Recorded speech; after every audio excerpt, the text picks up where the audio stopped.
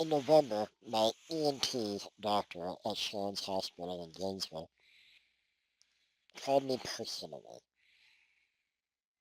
That might not sound like much, but in all the years that I've been seeing this doctor for routine visits, he'd never called me himself. And that was the first indication that I knew something was different. He had done some biopsies in the back of my throat, and he said it showed irregular squamous cells that pointed towards cancer. Now, I'm a two-time cancer survivor. Back in the year 1999, I had a needle biopsy in my throat, and in January of 2000, I underwent a lot of radiation to clear what was stage 3 throat cancer. And then in 2007, I had kidney cancer and had a kidney removed. So I've lived through this a few times. So he said it's not a definitive cancer diagnosis, but it's enough to be concerning and enough to require more tests.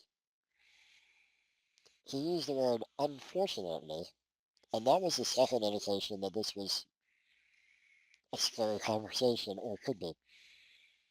And what struck me most wasn't the words that he said, though, except for unfortunately.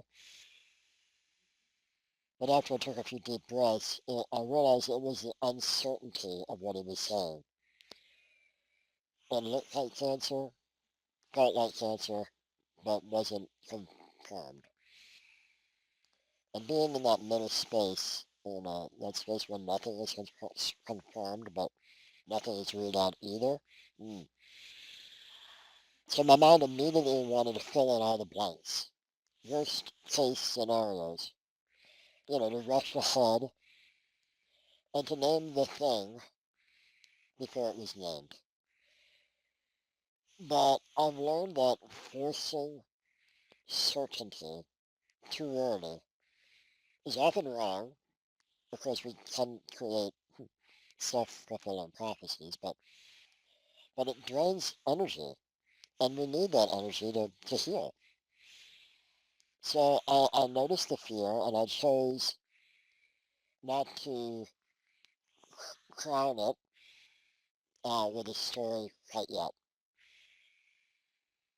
That was the first real practice of this third bout with cancer, this season of my life that I'm going through right now.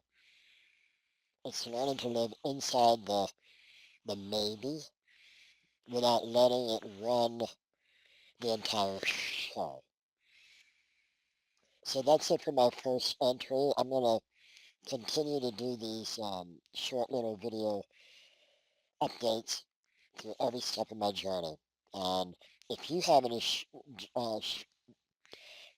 something to share about your experiences with a severe illness and working through it, how it went, I am a great listener. And so feel free to comment in the comment section or DM me personally. But I hope that um, everyone out there realizes that, yes, the word cancer can be really scary. But I've lived through it twice, and I plan on living through it a third time, at least for a while. So we'll see how this journey unfolds together. Thank you for being here.